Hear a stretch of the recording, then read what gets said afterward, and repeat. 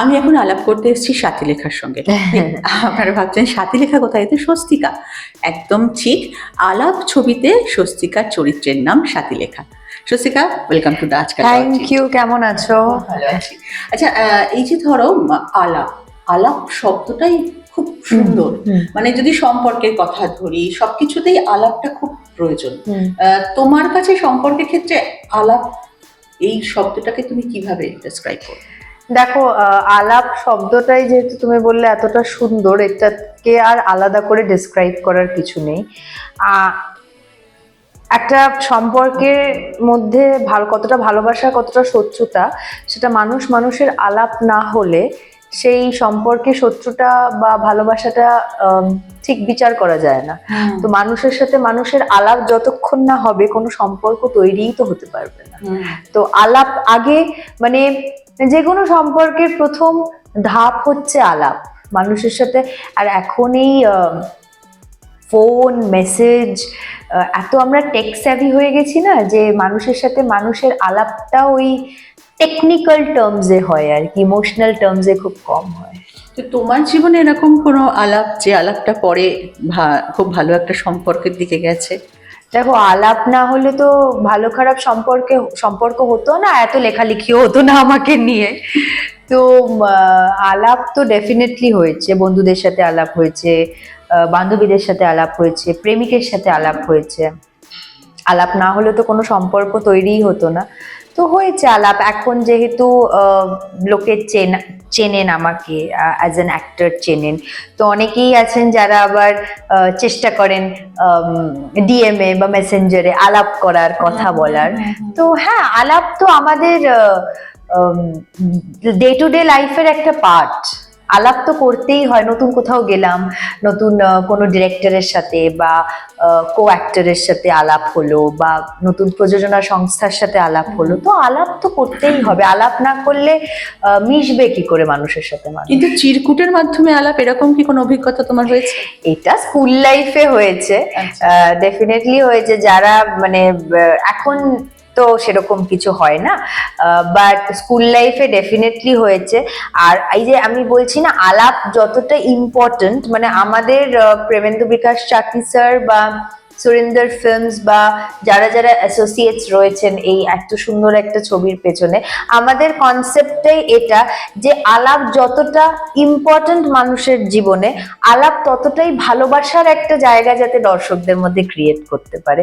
তুমি যে বললে নামটা যতটা মিষ্টি, তুমি যখন ব্যক্তিগতভাবে ছবিটা দেখবে, তোমার মনে হবে না এই ছবিটার মধ্যে কোনো full stop, exclamation, question mark কিছু নেই। মানে একদম এত আমরা বিজি লাইফে থাকি না, যে আমরা একটু কুল ব্রিজ চাই। তো এই ছবিটা হচ্ছে সেই ঠান্ডা মিষ্টি হাওয়ার মতন একটা, যে কোনো কিছু মাথায় নিয়ে ছবিটা দেখতে যেতে হবে না, বা বেরোনোর পরে বাবা কি দেখলাম, তাহলে এটা কি হলো, ওটা কি হলো, ওর সাথে এটা কি হলো, মানে এটাও নয়। মানে এই পুরো ছবিটা বানানোই হয়েছে দর্শকদের পার্সপেক্টিভ থেকে। মানে আজকে যদি আমি 3 ঘন্টা 2.5 ঘন্টার একটা সিনেমা হলে গিয়ে সিনেমা দেখি, তারপরে বেরিয়ে সেখানেও যদি আমাকে মাথা ট্যাক্স করতে হয়, তাহলে তো সিনেমা করেও বা অভিনয় করেও আমরা সেই রিল্যাক্সেশনটা দর্শকদের দিতে পারছি না। তো আলাপের শব্দটার মতনে আমাদের ছবিটাও ভীষণ সুন্দর আর সহজ ছবি একটা। এই ছবিটার অফার যখন পেলে তখন তোমার অনুভূতিটা কেমন ছিল? আমার অনুভূতিটা সত্যি বলবো কেমন ছিল, আমার অনুভূতিটা ছিল হচ্ছে একজন এত নাম করা আমাদের টলিউড ইন্ডাস্ট্রির এত বছরের সিনেমাটোগ্রাফার প্রেমেন্দ্র বিকাশ চাকি, ওনার আগের ছবিও আমরা দেখেছি প্রচুর, উনি ছবি করেছেন। এবং উনি যখন আমাকে চাকি স্যার নিজের অ্যাসোসিয়েটের সাথে বাড়িতে ডেকে আমরা স্ক্রিপ্ট রিডিং করেছিলাম, আমাকে শুধু একটা কথাই চাকি স্যার বলেছিল যে এই ছবিটা, মানে আমি আবির আর মিমির সাথে ছবি করব বলে 12 বছর ধরে ভেবেছিলাম, এবং তার এত বছর পরে ছবিটা হচ্ছে। এবং যখন আমি তোকে দেখলাম না, আমার কোথাও গিয়ে মনে হলো যে স্বাতীলেখাই হেঁটে আসছে। মানে আলাদা করে কিছু মানে ভোল পাল্টা বদলাতে হবে না ক্যারেক্টারটা। তো আমি শুধু একটাই কথা বলেছিলাম, আর আমার একটা ব্যাপার আছে, আমি না সিনিয়র মানুষদের খুব একটা না করতে পছন্দ করি না। সেটা মানে নিশ্চয়ই সে কিছু ভেবে তো আমাকে ডাকছে, আমার সময় নষ্ট করার জন্য তো সে ডাকবে না। যেখানে সে জানেন যে স্বস্তিকা এতগুলো সিনেমা করেছে, এতগুলো ওটিটি করেছে, এতগুলো সিরিয়ালের হিরোইন হয়ে রয়েছে, তো সে নিশ্চয়ই তো আমার সময় নষ্ট করার জন্য আমাকে ডাকবেন না। চাইছো যে যারা তোমাকে ডাকেন তোমার ইম্পর্টেন্সটা ভেবেই তোমাকে, অবভিয়াসলি মানে দেখো, কারুর এক্সট্রা সময় নেই যে আমার সাথে 10 মিনিট বসে কথা বলবেন, মানে সেটা আমারও নেই। তো ডেফিনেটলি সে আমাকে একটা ক্যারেক্টার অফার করেছেন, কারণ সে ভেবেছেন আমি সেই ক্যারেক্টারটাকে জাস্টিস করতে পারবো, এবং ততটাই ইম্পর্টেন্ট ক্যারেক্টার বলেই কিন্তু আমি পাটা বাড়িয়েছিলাম, এগিয়েছিলাম। আর সত্যি কথা বলতে গেলে সুরিন্দর ফিল্মসের সাথে আমার জার্নি শুরু, পারবো না আমি ছাড়তে তোকে, যখন আমি আমার ফার্স্ট সিনেমাটা করেছিলাম সেটা সুরিন্দর ফিল্মস এবং ভেঙ্কটেশ ফিল্মসের যৌথ প্রযোজনায় ছিল। তো প্রায় 11 বছর পরে আবার সুরিন্দর ফিল্মসের সাথে কাজ করা। করেছো? হ্যাঁ, মানে এইটা আগে, সিরিজটা পরে। তো এই সিরিজ আট টাইম যে সিরিজও আসছে, বসন্ত এসে গেছে, 17th মে রিলিজ হচ্ছে। তো সেটাই। এই যে একটা যে অদিতি, পাবলো এবং স্বাতীলেখা তিনজন মিলে পুরো গল্পটাকে ঘিরে রয়েছে, সেখানে কোথাও কি একটা ত্রিকোণ প্রেমের গল্প তো রয়েছে? ত্রিকোণ প্রেমের গল্প না, এটা ট্রেলারটা দেখে মনে হচ্ছে ত্রিকোণ প্রেমের গল্প। কারণ কি, আমি নাও বলছি না হ্যাঁও বলছি না। ওই যে বললাম যে আমরা না ছবিটা জাস্ট বানিয়ে ছেড়ে দিয়েছি, এবার দর্শকরা স্টেটমেন্ট দিক যে এটা কিসের গল্প। এক্স্যাক্টলি। আমরা ছবিটা জাস্ট মনোযোগ দিয়ে তৈরি করেছি, পারফর্ম করেছি, বানিয়ে আমরা 26শে এপ্রিল রিলিজ করে দিচ্ছি ছবিটা। দর্শক এটা ভাবুক এটা 3 জনের ছবি, না এটা 4 জনের ছবি, না এটা 5 জনের প্রেম, না কার গল্প, কি গল্প, আমরা কোনো মানে এটা দর্শকদের ছবি। একদম, দর্শকরা ছবির সাথে নিজেদের মতন আলাপ করে নিক।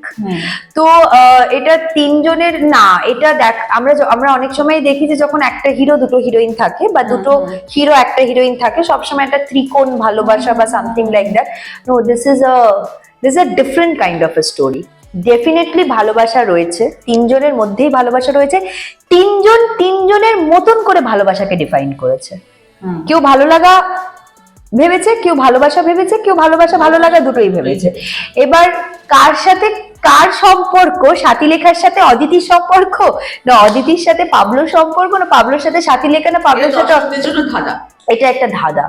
আমাদের ছবিটার নাম সহজ, আমাদের ছবিটাও সহজ, এই পুরো আলাপটা হবে সহজভাবে দর্শকদের সঙ্গে। কিন্তু এই যে ধরো ভালো লাগা, ভালোবাসা, একটা সম্পর্কের এই যে ফেজ গুলো, এরকম কখনো মনে হয়েছে তোমার যে আমি যেটাকে ভালোবাসা ভাবতাম সেটা শুধুই ভালো লাগা, বা আমি যেটাকে ভালো লাগা ভাবতাম সেটা আমার ভালোবাসা? হ্যাঁ, এটা বয়সের সাথে রিয়েলাইজেশন আসে। এটা তাই জন্যই অনেক দিন লেগে গেছে অনেকের এবং আমারও বুঝতে যে সব ভালো লাগা ভালোবাসা নয়। আবার হ্যাঁ, ওইটাই, সব ভালো লাগা সব ভালোবাসা নয়। মানে ভালোবাসা সেই অর্থে এখনো পর্যন্ত না। ভালো দেখো, কম বেশি অনেক সময় এটাও রিয়েলাইজেশন হয়েছে যে একটু সময় দেওয়া উচিত। মানে ভালোবাসাটা না ওই চট করে প্রথম দিনই রিয়েলাইজড হয় না।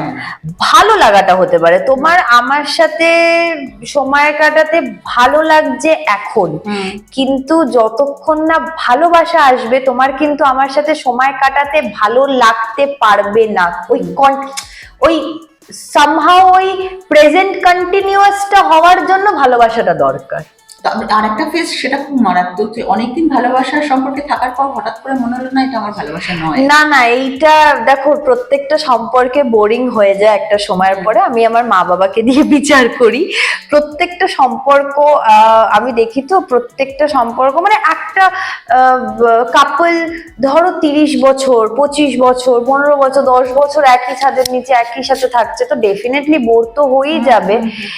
কিন্তু you have to do something to make it anything, to make it special, to make it at least যে তুমি যাও যেখানে ফিরে তো আমার কাছেই আসবে, মানে সেই টানটা অনুভব করাটা, বা এটা নিজের দায়িত্ব। আমরা না হারাই কখন ভালোবাসা ভালো লাগা, এটা আমি একটা বড় বড় কথা বলছি, কিন্তু টু সাম পয়েন্ট যে দিনগুলো আমারও খারাপ যায়, আমিও আমার পার্টনারের থেকে এক্সপেক্ট করব বা করি বা করেছি যে তুমি কেন এটা করছো না, কেন আমাকেই সবসময় এটা করতে হচ্ছে। না, you have to take the first step. ওই বলে না যে তুমি তোমার কাজটা করো, আমি আমার কাজটা করি, দেখবে আলটিমেটলি প্রজেক্টটা খুব ভালো দাঁড়াবে। তো দুজন দুজনের পার্টটা খুব ভালো করে করো, সিনেমার ক্ষেত্রেও কাজের ক্ষেত্রেও সবাই সবার পার্টটা ভালো করে করুক, আলটিমেটলি সিনেমাটা প্রজেক্টটা ভালো দাঁড়াবে। সম্পর্কের ক্ষেত্রে দেখো, সবাই একটা কমন ওয়ার্ড জানে যে সম্পর্কের ক্ষেত্রে সব থেকে বেশি দরকার হচ্ছে বন্ধুত্ব। হ্যাঁ, শুধু কি বন্ধুত্বই? ইম্পর্টেন্ট। শুধু কি বন্ধুত্বই? শুধু বন্ধুত্বই কি একটা সম্পর্কে বাঁচিয়ে রাখতে পারে, নাকি সেখানে আরো কিছু কম্পোনেন্ট দরকার? হ্যাঁ, বন্ধুত্ব দরকার, যেমন বন্ধুত্ব দরকার, সেরকম মাঝে মাঝে স্পেস দেওয়াটা খুব দরকার। আর ঠিক সময় ঠিক জিনিসটা করা দরকার। মানে ওই বাবা মা একটা জিনিস বলতো না ছোটবেলায়, যে বয়স হলে ঠিক দেব বা সময় এলে ঠিক পাবি। তো সব পেলে একবারে নষ্ট জীবন। কিছু কিছু ডিসিপ্লিন থাকা দরকার, মানে সেটা জেনজিদের জন্য হোক বা মিলেনিয়ালসদের জন্য হোক, একবারে সব পেলে কিন্তু বদহজম হবেই। একটু মানে আমি 1 বছরে সব পেয়ে গেলাম, আমি ভাবছি আমি বিয়ে করে নেবো, এটা করবো ওটা করবো, হ্যাঁ আমার বিয়েও হয়ে গেল। তোমার বিয়ের পর তোমার সব তো করে নিয়েছে, আর কি আছে বাকি?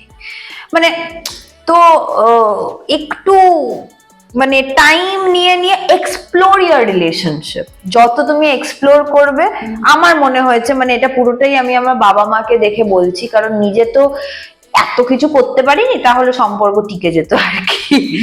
তো দিস ইজ ইট।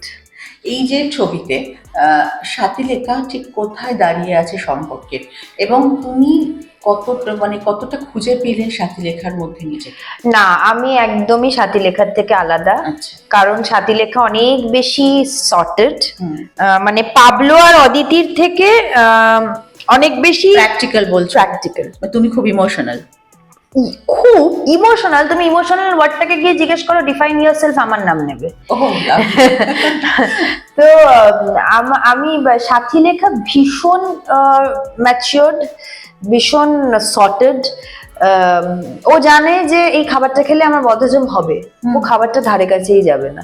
আর স্বস্তিকা হচ্ছে যে খাবারটা খেলে বদহজম হবে, ঠিক আছে, না খেলে তো কেউ খাবে না, ওয়েস্টেজ হবে, আমাকেই খেতে হবে। তো এটাই হচ্ছে ডিফারেন্স সাথীলেখা আর স্বস্তিকার মধ্যে। আর সাথীলেখা ওই একটা ভীষণ একটা ত্যাগ, একটা ব্যাপার হয়তো, যেটা অনেকেই মনে করছেন ট্রেলার দেখে যে এরকম এরকম ব্যাপার, কিন্তু জানি না কতটা গল্পটা পাল্টাবে আপনারা আলাপ দেখলে। কিন্তু স্বস্তিকা আপনাদের একটা টুইস্টের মধ্যে সবসময় রেখে। হ্যাঁ, কারণ আমাকে প্রযোজনা সংস্থা না হলে এখান থেকে বের করে দেবে ধাক্কা দিয়ে আর কি। ছবিটা রিলিজ হয়নি তো এখনো। স্বস্তিকা ভীষণ ইমোশনাল, আর আমার অসম্ভব, কাজের ক্ষেত্রে নয় কিন্তু আমার প্রেমের ক্ষেত্রে অসম্ভব ধৈর্য ধরতে, মানে ওই নয় যে ধৈর্য কিরকম বলতো, এক্ষুনি করতে হবে, এক্ষুনি আসতে হবে, মানে এক্ষুনি রিপ্লাই দিতে হবে, কেন দিচ্ছ না কেন দিচ্ছ। আবার যখন আমি স্পেস দিই তখন আমি স্পেসই দিয়ে যাই, মানে আমি ভীষণ ছটফটে, ভীষণ ছটফটে ডে টু ডে লাইফে। তো সেটা সাথীলেখা। সাথীলেখা কোথাও প্রকাশ করে ফেলেছে, যেটা আমরা ট্রেলারেও দেখেছি, যে তার মনের মানুষ বা ভালো লাগার মানুষটা অ্যাটেনশন যখন অন্যদিকে চলে যাচ্ছে, তার ফেসের রিয়াকশনটা কিন্তু ট্রেলারে দেখা গেছে। হ্যাঁ, সেটা তো আমরা তো মহিলা, আমাদের তো ভীষণ কষ্ট হয়। আমরা যত পাওয়ার দিয়ে হেট করি, তার চেয়ে অন্য কারোর সঙ্গে দেখতে কষ্ট হয়। তার চেয়ে বেশি আমি সেই পাওয়ার দিয়ে ভালোবাসি, মানে উইমেন আর কি যারা। আর এই ক্ষেত্রে তুমি যে কথাটা বললে, যেটা সাথীলেখার ক্ষেত্রেই একটা জায়গায় স্বস্তিকার সাথে সাথীলেখার মিল আছে, আমি প্রচন্ড হিংসুটে। সেটা কোনো ধরো সাপোজ আমার কোনো বয়ফ্রেন্ড আছে বা কোনো ভালো বন্ধু আছে, তার সাথে যদি রাস্তায় র্যান্ডম কেউ এসেও যদি কেউ কথা বলে, 1 থেকে 2 মিনিট 3 মিনিট আননেসেসারি কোনো বেশি কথা বললে আমার একটা জিনিসটা হিংসার জায়গা, একটা পজেসিভ, সেটা মারাত্মক পজেসিভ। তারকাটা পজেসিভ। মানে যাকে ভালোবাসো একদম প্রাণ দিয়ে ভালোবাসো না, আমার ব্যাপারটা হচ্ছে আমি ভীষণ হিংসুরে। ছোটবেলার ওই বোনেরা যখন আসতো, কেন মা আমার খেলনাটা ওদেরকে দিত, মানে ও শুধু আমার একা, ওটা আমার একা। ও আমার বসন্ত এসে গেছে, তো একটা ডায়লগও আছে ট্রেলারে, ও শুধু আমার, মানে ওটা Montaj shot. But jokes A part, আমি আমার জিনিস আমারই। I don't like to share things with anybody. But উচিত করা, it's not that you owe the pub. I don't owe it. But আমি হয়তো বলবো না যে তোমার এটা করা উচিত। আমার মা বাবারও ক্ষেত্রে তোমার এটা করা উচিত, আমার প্রতিভা, আমাকে এই সময়টা দেওয়া উচিত, বাট ওই ভেতরে ভেতরে চলবে আমার একটা। তো সেটাই। তো আবির চট্টোপাধ্যায়ের সঙ্গে প্রথম স্ক্রিন শেয়ার করলে? না, 3 বার, এটা 3 নম্বর। ফাটাফাটি, হ্যাঁ ফাটাফাটি, বিয়ে বিভ্রাট আর আলাপ। তো তিনটে বোধহয় এই মানে আবিরকে এত কাছের একজন দেখানো বোধহয় এখানেই প্রথম। ফাটাফাটিতে অলরেডি, হ্যাঁ ও তো ওকে ভালোবাসতো, কিন্তু ওর বিয়ে বিভ্রাটে এর থেকেও বেশি। বিয়ে বিভ্রাটে পছন্দ ছিল। বিয়ে বিভ্রাটে বিয়ে মানে আমি আবিদের সাথে মজা করি কিছুক্ষণ আগে, বারবার আবিরকে ছেড়ে দিতে হচ্ছে। আমি জানি না এটাতে আমি ছেড়েছি কি ধরেছি, সেটাও দর্শকদের ওপরে। কিন্তু আবির চ্যাটার্জি আর স্বস্তিকা দত্তের মধ্যে সম্পর্কটা হচ্ছে পেতে পেতেও পেলো না একটা ভালোবাসা। সেটা জানি না আলাপ কতটা চেঞ্জ করতে পারবে। বাট হ্যাঁ, মানে আমার ভীষণ পছন্দের একজন, কমফর্ট জোনের একজন অভিনেতা, ভীষণ ডিসিপ্লিন অভিনেতা, যেটা আমার খুব ভালো লাগে, ভীষণ ডিসিপ্লিন। কারণ আমরা এই জেনারেশনে যারা একটু ফুটফুট তিরিংবিড়ি তাদের না এরকম ডিসিপ্লিন মানুষ দুজনেই, মানে মিমিদি আর আবিরদা দুজনেই ভীষণ ডিসিপ্লিন। মিমিদি তো ছেড়েই দাও, কোনো কথাই হবে না, মানে অ্যাটমসফিয়ারটাকে এত মাতিয়ে রাখে মানুষটা যে it becomes very easier to work with her. আবিরদা ভীষণ ডিসিপ্লিন একটা মানুষ, আর আবিরদা ইজ ভেরি ক্লিয়ার, আমার এটা চাই, আমার এটা না হলে আমি এখান থেকে চলে যাবো। পরে ভীষণ ক্লিয়ার, মানে হ্যাঁ তো হ্যাঁ, না তো না। তো আমার ভীষণ ভালো লেগেছে, মানে আবারও নতুন ভাবে আবিরদার সাথে। তুমি অফ স্ক্রিন বলনি তুমি শুধু আমার, না না এরকম বলা যায় নাকি কখনো? কি রে বাবা, আবিরদার সাথে আমার আলাদা একটা সম্পর্ক। আবিরদাকে দেখলে মানে আবিরদা, সেটা কি তুমি ছবিতে বলার সুযোগ পেয়েছো? হ্যাঁ, না এরকম তো কোনো স্ক্রিপ্ট নেই, মানে এরকম ডায়লগ ছিল কি? এরকম তো কোনো ডায়লগ ছিল না। দেখতে হবে, আমাকেও ছবিটা দেখতে হবে আবার করে, আপনাদেরও ছবিটা দেখতে হবে। সেই ছবি সম্পর্কে এবার আগামীকাল নিশ্চয়ই এই যে এত যুদ্ধ আমাদের সোশ্যাল মিডিয়াতে, আমাদের বড় বড় জায়গায় আলাপ নিয়ে, আমি একটাই কথা বলবো যে আমরা না ভীষণ ভীষণ কম আলাপ করছি সবার সাথে, সম্পর্কগুলো না ভীষণ ঠুনকো হয়ে যাচ্ছে। তো এই সম্পর্কগুলো স্ট্রং করার জন্য আমাদের একটা ছবি যেটা আমরা বানিয়েছি, জমিয়ে আলাপ করতে হবে। আর আমি আরো একবার বলছি, এই ছবিটা যখন আপনারা দেখতে যাবেন না, আপনাদের মাথায় কিচ্ছু নিয়ে যাওয়া উচিত না, 8 থেকে 80 সবার জন্য এই ছবিটা। আর গিয়ে না মনে হবে এই এরম আবহাওয়াতে একটা একটু ঠান্ডা মিষ্টি একটা হাওয়া চলে এলো আর কি। তো আমরা সবাই ভীষণ খেটেছি, মানে স্টার্টিং ফ্রম যে লাইট করেছে সে, যে অভিনয় করেছেন সে, আমরা প্রত্যেকে খেটেছি। একটা ভালো ছবি আমরা উপহার দিতে চলেছি আপনাদের। প্লিজ অপেক্ষা করবেন না কবে স্যাটেলাইট রাইটস পেয়ে এটা টিভিতে আসবে, কবে ওটিটিতে আসবে। আমরা আবারও বলবো যে খুব খেটে বাংলা ছবি তৈরি করা হয়, শুধু বাংলা ছবি না, যেহেতু রিজনাল ইন্ডাস্ট্রি বলে আমরা বেশি বেশি চেষ্টা করি প্রমোট করার। প্লিজ প্লিজ হলে গিয়ে ছবিটা দেখুন, ভালো লাগবে। 2.5 ঘন্টা এসিতে বসে সিনেমাটা দেখুন, সবার অভিনয় নিয়ে। প্লিজ ভালো লাগলে লিখবেন সোশ্যাল মিডিয়াতে, খারাপ লাগলে আরো বেশি করে লিখবেন। আলাপ হচ্ছে 26শে April. Thank you. Thank you.